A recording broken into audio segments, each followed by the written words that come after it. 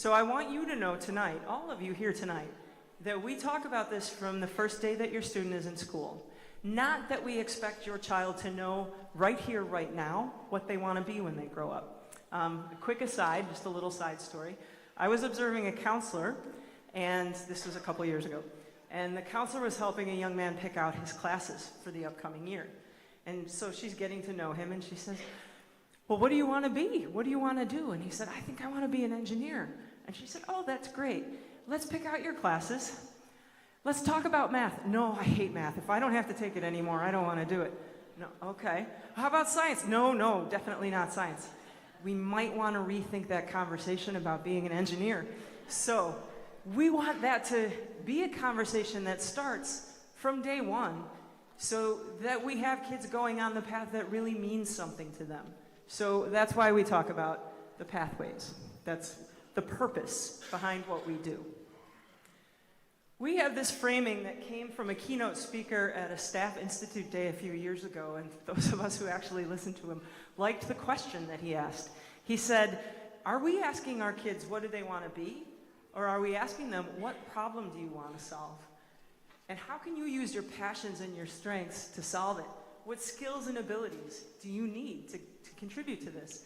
And we love that question because that's where we see things too. The things that we learned when we were in school, some of them are still universally, always, eternally relevant. And some of them really are not. And we want to make sure that the skills and problem solving and communication abilities that your kids garner along the way here at Maine West are ones that really will help them in a world that we can't really predict. I hope at some point, if over the course of the next 4 years, you don't have at least one experience where you think, wow, that's not what it looked like when I was in school, then we're doing something wrong. That should happen. That should happen a few times. That should happen a lot. You should see it look different because the world looks different. Most conventional education systems have looked the same for a century, when the world that we're supposed to be preparing our kids for doesn't look anything like it looked a century ago. So we know that we need to shape skills and abilities that will help our kids manage any context, any situation, and thrive in jobs that might not, likely, don't even exist yet. So, what problem do you want to solve? Now, I'm going to give a personal example, if that's okay. Just this morning, I let my daughter, who's a senior, con me into giving her a ride to school, and she's just submitted her last college applications. And she doesn't really know what she's going to major in. She's wide open. She has a lot of interest, and she has really no idea what colleges offer. So she says, I'll take anything if it's interesting. But she does know what problem she wants to solve. She wants to solve the problem of food insecurity. She wants to make sure that everyone has access, reliable access to food, so they can concentrate on building their own meaningful lives. She knows that's what she wants to solve, but she has no idea what she's going to major in. She knows she loves art, she's very artistic, and she especially loves photo. And she's fluent in Spanish, and she intends to continue to study Latin American studies. Those are things she knows. And if we were to take that on, first of all, can I just ask for a minute of sympathy for a principal's kid? Because seriously, other kids don't have to have those conversations when their mom has them hostage in the car. Okay, so scale this down to high school. We are, in our department, our career advising counselors have mapped out pathways for all of the different things that kids might want to do or be interested in. And this is what they look like. You can't read the text, but I'm going to highlight some things for you. So, here are examples of different careers, some of which your kids don't know exist. Some of which might be engineering, some of which might be things that fit them well. There's examples of post-high school pathways where they could get industry certification, where they could attend a 2-year college, where they could attend a 4-year college. Here are all the elective courses that we have here that would help your child explore those interests as they discover them and as they start to learn more about what that means. There are community and activities and school clubs that also could feed into their shaping of this pathway. And then we have career experiences where we hope every student will have multiple opportunities to take field trips to see entertainment-based companies or performance-based performing arts organizations, or do job shadowing or internships.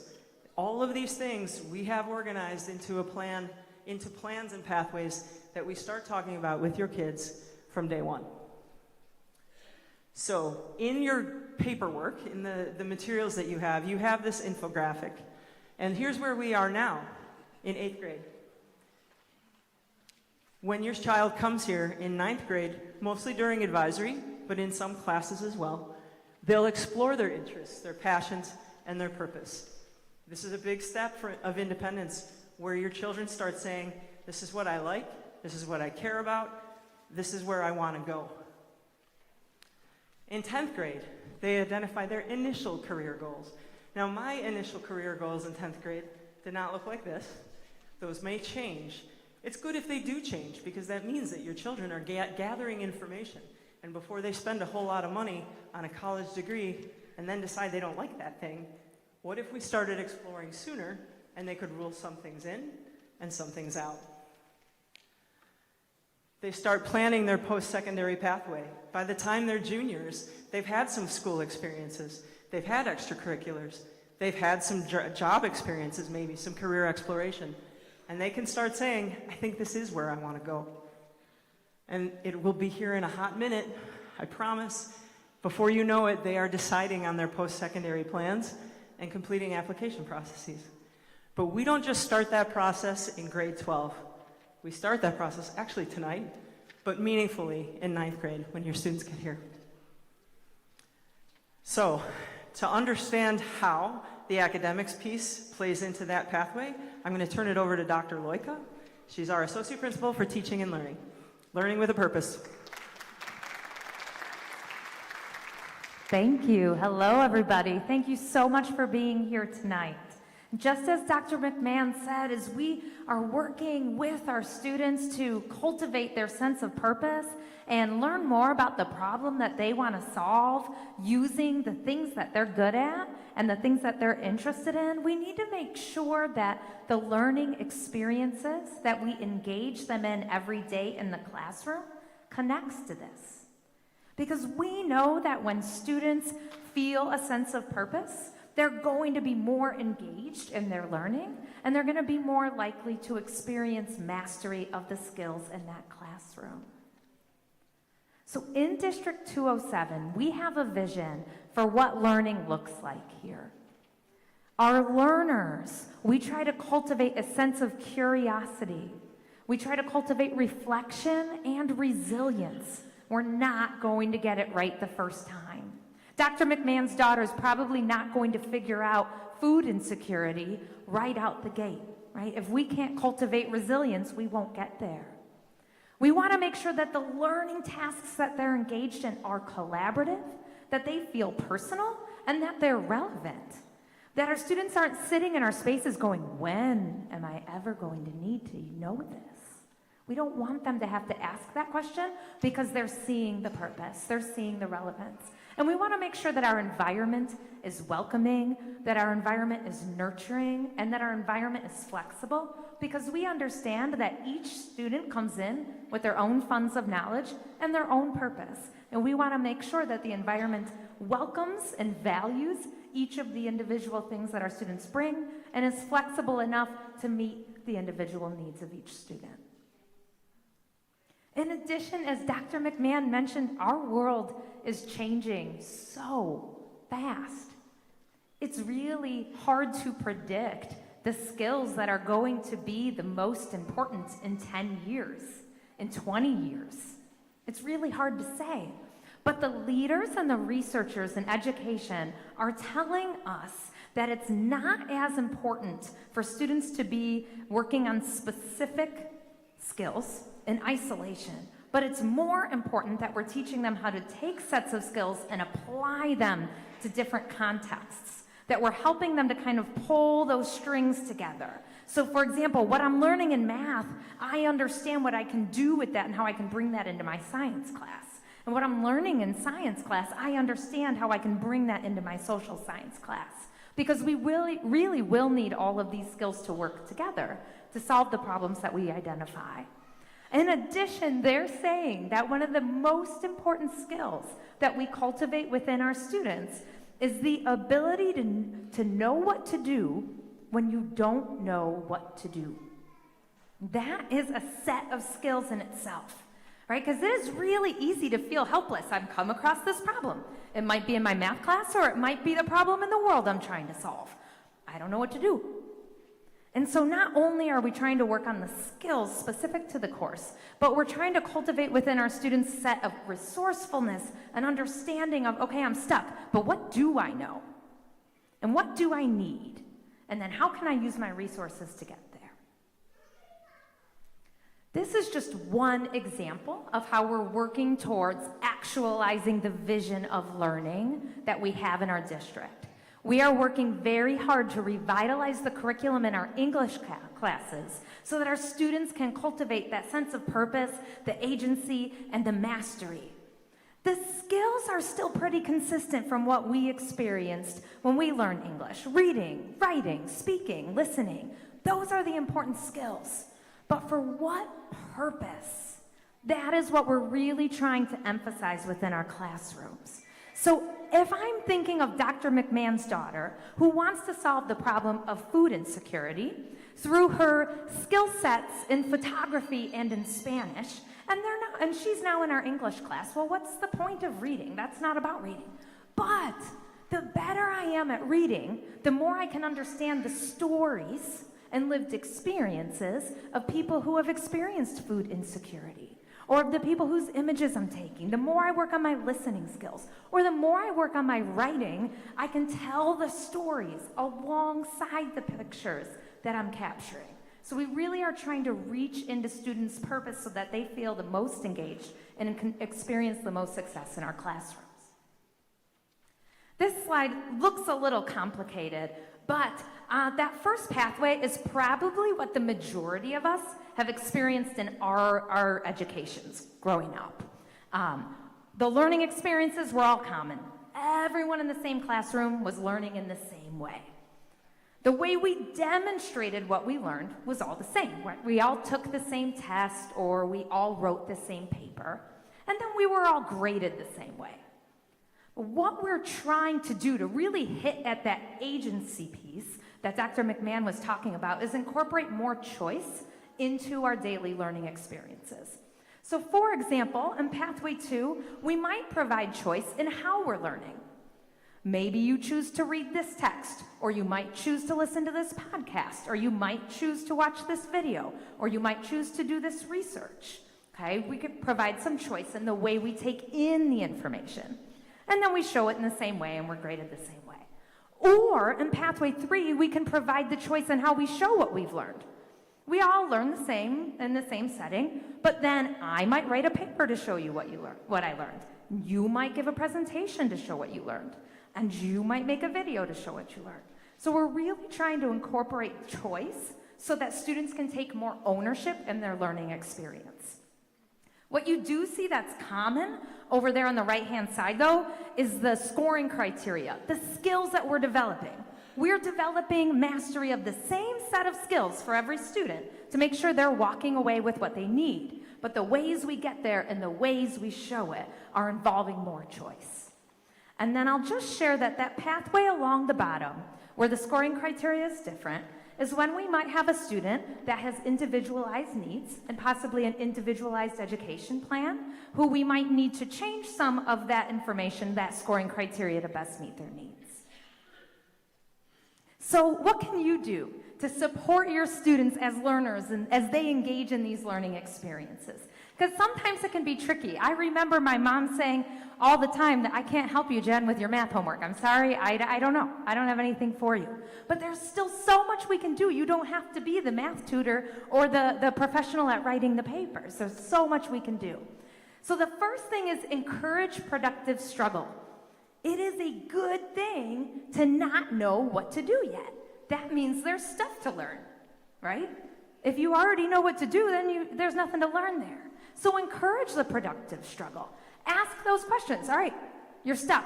Tell me, what do you know? Is there anything you know? What are you missing?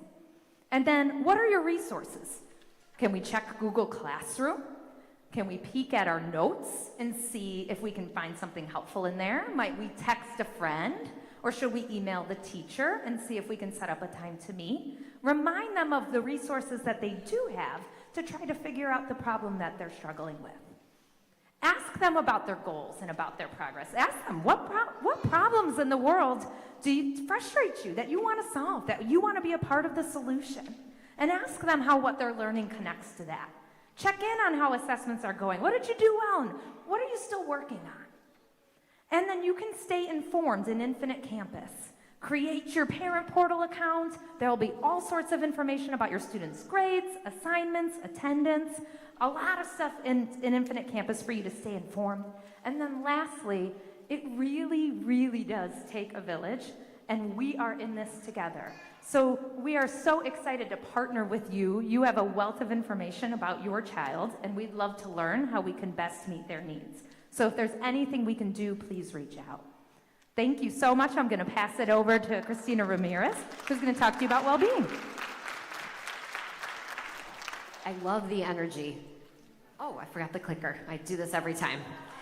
But I love the energy in the room, so thank you very much for hanging in there tonight, because I know it's a long night. I'm here to talk about well-being, the well-being of your children, because we don't only just worry about the academics. We also know that the workers of the future, our future, right, need to have the social emotional skills and the ability to work through these very, very challenging problems in this changing world. It's the resilience. And we have to help your children build that during their time here. So this is really just about supporting your teen. So when we talk about this, your first person that you really need to know about is your child's counselor. All of us had a counselor in high school, and most of them probably just dealt with our classes. We went in, we got our classes, and then it was over. The counseling role has really changed, and these are the 4 principal areas that your counselor is going to work with your child. Academic advising is probably the most common, or the one that we all know about, but it really is about helping your child match their interests and personal and career interests to the courses that they choose. Your counselor also has to make sure that your child will graduate. So they also do a lot of credit checks and make sure that they're on track to earn 22.75 credits. The second area is post-secondary planning, and we've talked about that a lot tonight. But your counselor here, your child will be assigned a counselor, and that will be their counselor for the next 4 years. So that's your point person about their post-secondary plans. And your counselor will make sure that your child is enrolled in the courses to help them explore all of the thoughts that they have or ideas that they have about what they might want to do in the future. Oops, I'm sorry. Social emotional learning is something that we focus on here in a variety of ways. Our counselors run a lot of that programming, and we do partner with our PE department to offer SEL learning within the classroom. And also, if your child needs a little bit of extra help and wants to talk about something, your counselor is always available. And lastly, attendance and behavior. Here at Maine West, we believe, or actually all schools believe, that our students need to be in school 95% of the time. We know that things happen, but our goal is to get your child here every day so we can provide them with all the learning experiences that we have to offer. So your first point of contact is always going to be your child's counselor. But these 3 people are also really, really important. There are assistant principals of student supports, and they work within the Student and Family Services Department to run teams, blue, gold, and white, and they make sure that all students are getting what they need. They meet every week, they look at data, attendance data, grade data. There's one more I'm missing. Oh, behavior data, to determine if all our children are getting what they need and making sufficient progress. And if they're not, they get them connected to our interventions, which we're going to talk about a little bit later. So these 3 phases are really important. And in a couple weeks, you're going to get a slide deck, probably in January, really. You're going to get a slide deck that explains what each team looks like and what the counselor role is, the psychologist role is, everyone's role on that team. So you just have a basic understanding about how that works. And here we believe that all warriors can succeed and that we have to work to get it right for every student. And what I mean by that is all of our students have the potential to succeed if they have what they need to be successful. So we look at that from a continuum, and I know this is hard to see, but we start with first, things that we do for everybody. Everyone gets support. All students have access to everything that's listed here. Office hours, drop-in tutoring, Tier 1 strategies, which are instructional strategies that occur in the classroom.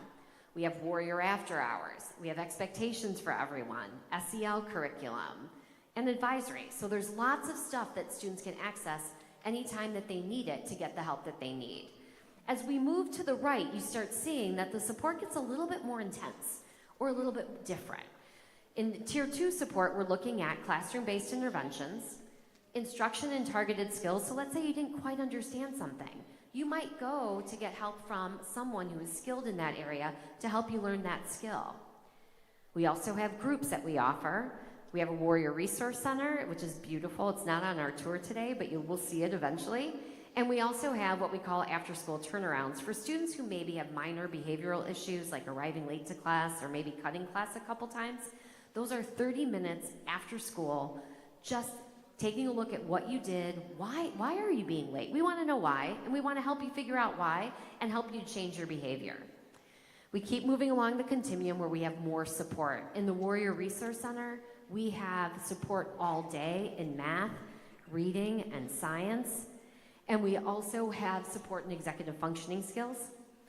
And we also offer after-school interventions, intensive classroom interventions, and when we get all the way to the right, we also have individualized supports for students who need them. This includes students who might have individualized education plans and students with 504s. But we still support students who don't have a formalized plan in a variety of ways. Again, what can you do, right? I bet most of you are already working on doing most of these things because they're just things that we do as parents. But I want you to think about, as your child enters high school, it's a huge transition, lots of change, right? And also, they're just becoming adolescents, so there's just lots of emotional changes and physical changes. And so creating healthy routines now are gonna help them when they get to high school because there's so many fun things to do, and it's hard for them to manage their time. Listening and connecting with your child, finding time for one-on-one, finding time to just listen and not try and solve problems. And lastly, challenging support, which we talked about in the academic world, right? If your child's having a hard time or is kind of curious about something, giving them that little nudge to try something new. I do want you to know that we offer a workshop on this, an evening event where we go over all of these in depth and provide individual support to parents, and you'll find out about that in the fall. We usually run that presentation in the fall. And now we're ready to get started. Actually, step one is already done. You came here tonight, so pat yourself on the back for doing the first step. This is also in your guidebook, but I want to go over it. And as I said, you've completed step one. You've come to orientation night, and thank you so much for being here again. We look forward to lots of more events like this. You've already received an email about enrollment, and thank you to all of you who went ahead and got the link and just got on and did it. But if you haven't had a chance to do it, I have some staff members downstairs who can help you get online and get your enrollment done. But that's really the first step in just letting us know, like, hey, my intent is to send my child to Maine West. And that way we know to expect you and know that we need to send you emails to get you ready. The next step is to meet your counselor, which I talked about, but that's gonna happen in January. You're gonna get an email right before the winter break that'll tell you a little bit about that process. And then the last, I skipped. We also will have, if your child has an IEP, there will be individualized meetings for each of those students where you will review the course selection, meet your case manager, and also develop a new individualized plan for high school. And here's are the steps to complete before August when school starts. I don't know the first day of school, I don't remember it off the top of my head, but it's typically the second week in August. You've already come here tonight. The first step of enrollment, if you haven't done it, stop by downstairs and just get that done here and we can help you. The second step, so the first step is, hey, I'm planning on sending my child to West. The second step is, yes, he is going to attend Maine West and I can't wait to get things started. So the second time, you need to hit submit so that we know that your intent is to attend school here. And that will happen in the spring. Your counselor visits will be in January of 2024. They will be virtually and in person. It's your choice, whatever works for you. And lastly, we need you to submit some documents. Thank you if you brought your birth certificate. If you forgot, no problem. We are available every day if you want to come by and drop it off. We can make a copy. And the last is residency. If you need to verify your residency, you'll get an email regarding that process. You might be wondering, a counselor meeting, I don't know. How can I prepare my child for that? This is basically what the counselor meeting is. Your counselor just wants to meet your child, get to know them, talk to them, find out what they're interested in, find out what they're passionate about, and also their goals. They will help you and your child select their courses. In that email you get about the course selection, you will get a guide to course selection where you'll be able to read through the courses, but I hope you had time to explore downstairs, because that's where all the cool stuff is happening, right? All those great tables and great visuals where you can start thinking about what electives your child might want to take. And the last thing is just to answer your questions. If you need any help, or if you have any questions or any concerns that you have about your child. And on the right, we have all the things that we need you to bring. Please do not forget your child. That is the most important person in that meeting. And again, we'll be available for your birth certificate and the school physical if you have that. School physicals are, the last day is October 15th, but we'd prefer if you get them in early because it just helps our school nurse know a little bit about your child's medical needs. And if we ever need to respond, we know what your child may need in one of those instances. And so now as we come to close tonight's session, I want you to think about the things that we've talked about, because really what we're trying to do here is to make sure that your child develops and finds their purpose, their own purpose for where they want their life to go.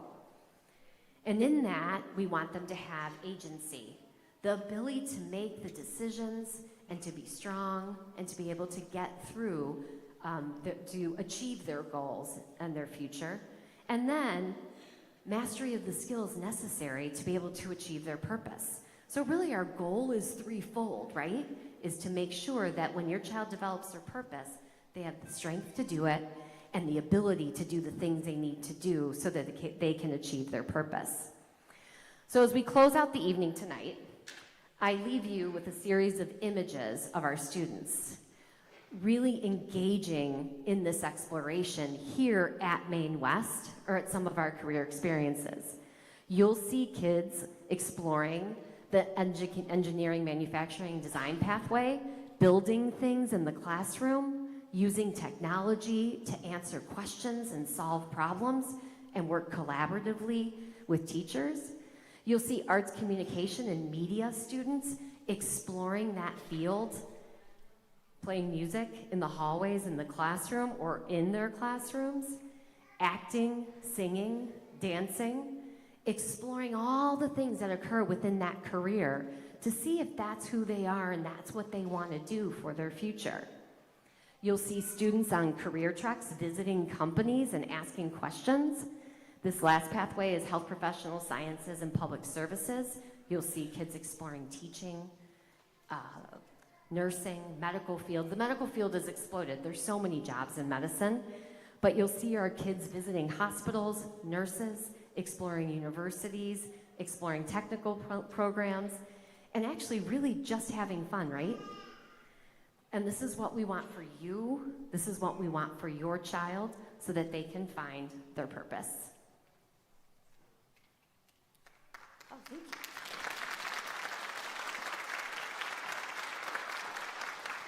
So we have about 7 minutes left before I have to dismiss you. But if you have any questions, we do have a little bit of time to entertain or answer any questions you might have about anything you've experienced tonight.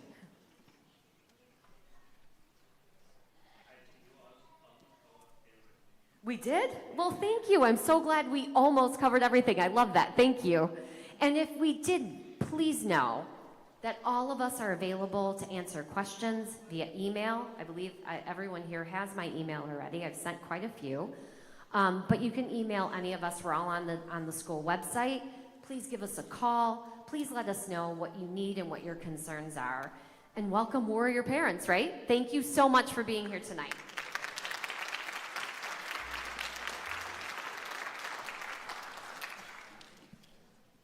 That concludes the night. You can go meet your children again. They should converge probably downstairs. They'll be dismissed from their rooms relatively soon, and you can find out what they did. Thank you so much for coming. We can't wait to meet your kids for real.